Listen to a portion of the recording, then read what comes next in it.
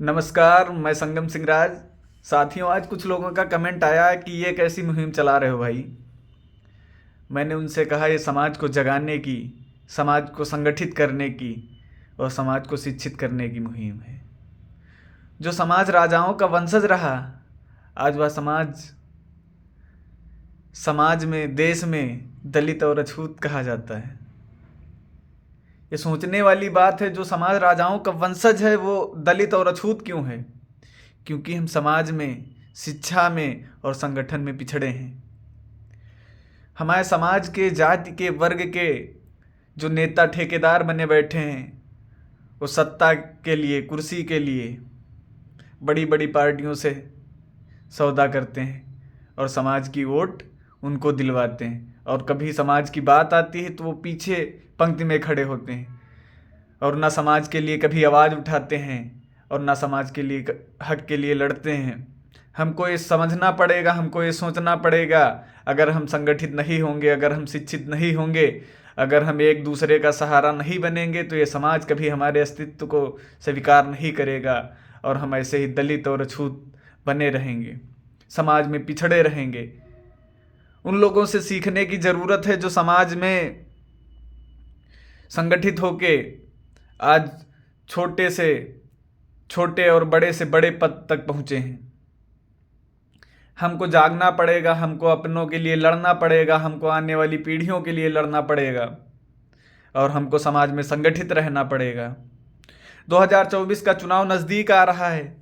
मैं पासी भाइयों से कहना चाहता हूं कि आप समाज में जागरूकता के साथ वोट करें और देखें कि हम सबके बीच में जो प्रतिनिधि आ रहे हैं उन्होंने समाज के लिए, अपने समाज के लिए क्या क्या किया है और हम लोगों की कब कब मदद किए हैं, कहाँ कहाँ खड़े हुए हैं और हक और अधिकार की मांग में वो हमारे साथ कितना सहयोग किए हैं।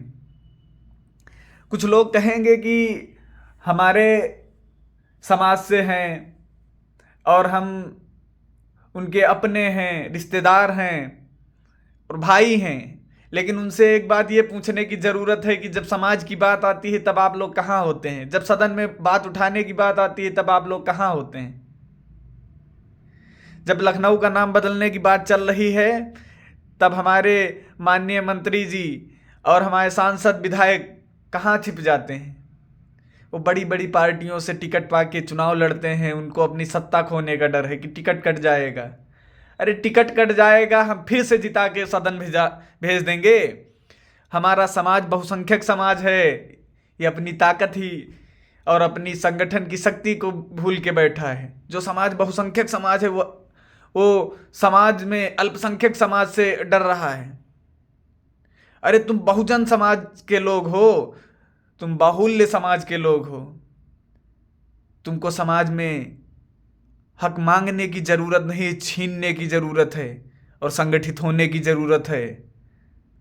साथियों, ये मुहिम यूं ही चलती रहेगी, ये कारवां चलता रहेगा और साथियों कोशिश ये करो कि साथ दो और साथ मिलके समाज के लिए लड़ते हैं।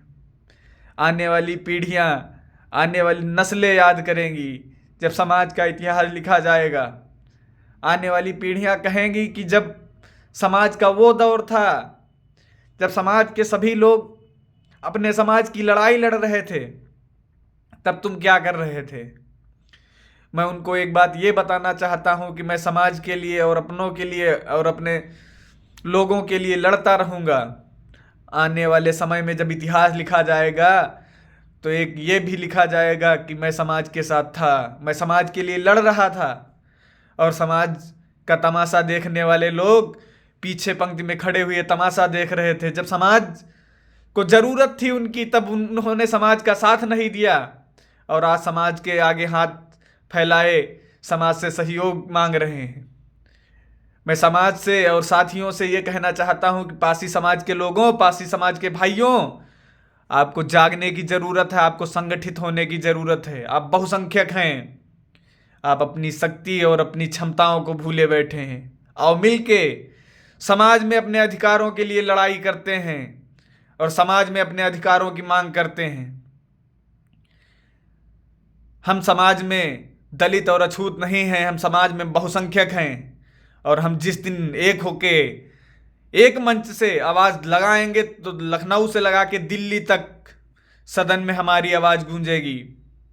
मैं इतना कहना चाहता हूं साथियों, संगठित बनो और समाज में साथियों सहयोग करो एक दूसरे का और एक दूसरे का सहारा बनो। जय हिंद।